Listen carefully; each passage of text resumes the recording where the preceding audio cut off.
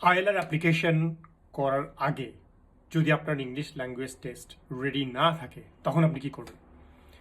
এখন কথা হচ্ছে যদি আপনি আপনি এদেশে 10 ইয়ার্সের রুটে indefinite leave to remain application করবেন অথবা 5 ইয়ার্সের রুটে করবেন, কিন্তু এখন দেখা যাচ্ছে আপনি আপনার ভিসা এক্সপায়ার হওয়ার আগে আপনাকে ইনডেফিনিট লিভ টু রিমেইন অ্যাপ্লিকেশনটা করতে হবে, কিন্তু এই অবস্থায় আপনার ইংলিশ ল্যাঙ্গুয়েজ টেস্ট নাই বা আপনি ইংলিশ ল্যাঙ্গুয়েজ টেস্ট দিয়েছেন কিন্তু আপনি পাশ করতে পারেননি। এমন অবস্থায় কি হবে? আপনি যদি মনে করেন যে আপনি ইংলিশ ল্যাঙ্গুয়েজ টেস্ট পাশ করার পর তারপরে অ্যাপ্লিকেশন করবেন এবং এর আগেই আপনার যেই ভিসা আছে সেটা শেষ হয়ে যায়, তাহলে কিন্তু আপনি ওভার স্টেয়ার হয়ে যাবেন, আপনি ইলিগাল হয়ে যাবেন। আপনাকে আবার শুরু থেকে সব কিছু স্টার্ট করতে হবে। সব আপনার যেই 10 বছরের রুট সেটা আবার জিরো থেকে কাউন্ট হবে, তখন আপনি ইলিগাল হয়ে যাবেন এবং ওভার স্টেয়ার হয়ে যাবেন।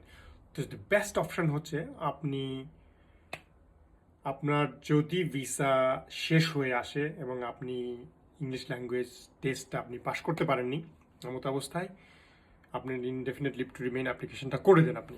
কারণ অনেক সময় দেখা যাচ্ছে এটার রেজাল্ট আসতে দেরি হয় এবং ওরা ফার্দার ইনফরমেশন চেয়ে পাঠাইতে পারে, তখন বাই দ্যাট টাইম আপনি দেখবেন আপনার হয়তো ইংলিশ ল্যাঙ্গুয়েজ টেস্ট আপনি পাশ করে গেছেন। আপনি যদি পাশ না করেন তাহলে ওরা কি করবে? ওরা হয়তো আপনাকে আরও 2 ইয়ার্সের জন্য এক্সটেনশন করে দেবে, আপনার আর বাদ বাকি টাকা আপনাকে ফেরত দিয়ে দেবে।